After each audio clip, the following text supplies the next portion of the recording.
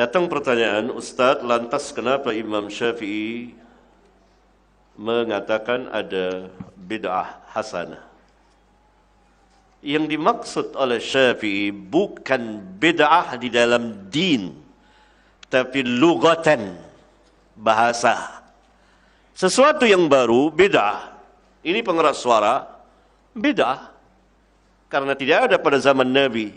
Tapi bukan bid'ah agama. Itu kamera, rekaman, TV, bid'ah. Tapi bukan bid'ah agama. Yang tercela bid'ah agama. Tidak mungkin Syafi'i akan mengatakan bid'ah hasanah. Ada bid'ah hasanah. Walaupun sebagian ulama ada yang mengatakan seperti itu, tapi mereka tergelincir, keliru. Sebab Nabi SAW mengatakan kullu bid'atin dhalalah. Nah, orang salah paham membedakan antara bid'ah di dalam din, agama, dan itu yang tercela, dan itu yang dikatakan Nabi SAW diperingati agar kita tidak masuk ke dalam bid'ah itu. Iyyakum wa muhdatsatil umur fa inna kulla muhdatsatin bid'ah. Awaslah kamu dari perkara-perkara yang baru, muhdats, perkara yang baru dalam agama, bukan dalam kehidupan dunia, karena ia akan berkembang sesuai dengan tingkat berfikir manusia. Dahulu tidak ada pengeras suara, sehingga para ahli hadis ketika akan melakukan tahdits, membacakan hadis di depan jamaah, para pelajarnya yang jumlahnya mencapai puluhan ribu orang, dan saat itu tidak ada pengeras suara, mereka memakai mustamli, orang yang menyampaikan imla.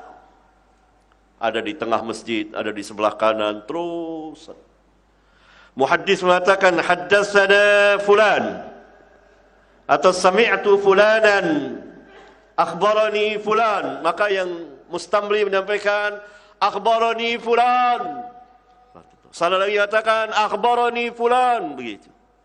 Rabbuna Jalla wa'ala telah memberikan nikmat dengan adanya pengeras suara ini. Kalau tidak, tidak akan terdengar kemana-mana suara saya. Mungkin hanya sekitar sini yang mendengar. Ini tergantung untuk apa digunakannya. Kalau untuk kebaikan, maka diharapkan kebaikan. Ini bid'ah dunia. Itu yang dimaksud oleh Syafi'i. Bukan bid'ah din.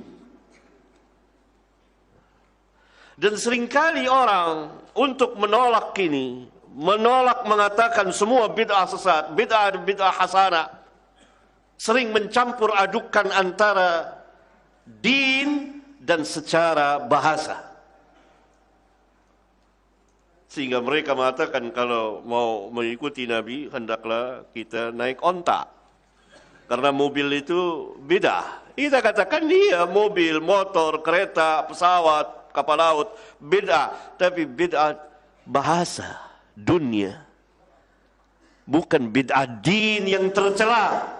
Karena agama harus berdasarkan wahyu. Kita tidak tahu apa itu wudu kalau Allah tidak beritahukan melalui lisan Nabi-Nya yang mulia alaihi salatu wassalam, wudu itu, salat itu, dan lain sebagainya. Dan ini harus berdasarkan wahyu. Lalu kalau kita menambahi dengan memberikan tambahan ini dan itu, dari mana wahyunya?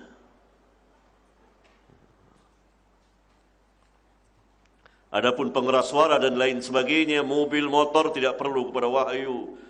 Dia berkembang sesuai dengan tingkat berfikir manusia. Allah memberikan ilham kepada manusia untuk membuat ini, membuat itu, memberikan ilmu, kepintaran kepada manusia untuk membuat pengeras suara, membuat kamera, membuat pesawat, membuat ini dan lain sebagainya sesuai dengan tingkat berfikir dan perjalanan umur manusia. Karena itu ilmu yang seperti ini semakin canggih, semakin tinggi sekali. Tapi ilmu din makin berkurang. Itu yang membedakannya. Dan bid'ah ada di situ. Bagaimana mungkin Syafi'i yang digelari, dijuluki dengan benar, bukan dengan kebohongan, bukan asal memuji para ulama itu, menjuluki Syafi'i Nasirul Hadis, Nasirul Sunnah.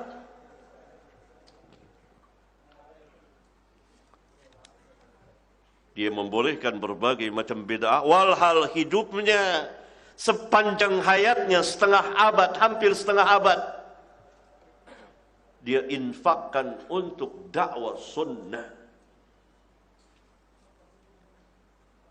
Itu pertama. Yang kedua, kalaupun benar, maka Syafi'i tidak maksum. Dan kita tidak diperintah untuk mengikuti Syafi'i. Dia manusia, dia ulama. Sama seperti ulama yang lainnya, sama seperti gurunya yang pernah mengatakan, yaitu Al-Imam Malik, saya ini manusia, bisa salah dan bisa benar. Ikutan kita adalah Nabi yang mulia alaihi salatu wassalam. Siapa saja yang perkataannya menyalahi Nabi yang mulia sallallahu alaihi wasallam, Syafi'ikah atau yang di atasnya atau yang di atas yang lebih tinggi, tertolak, mardud. Itu kalau benar seperti itu. Tapi tafsiran yang pertama itu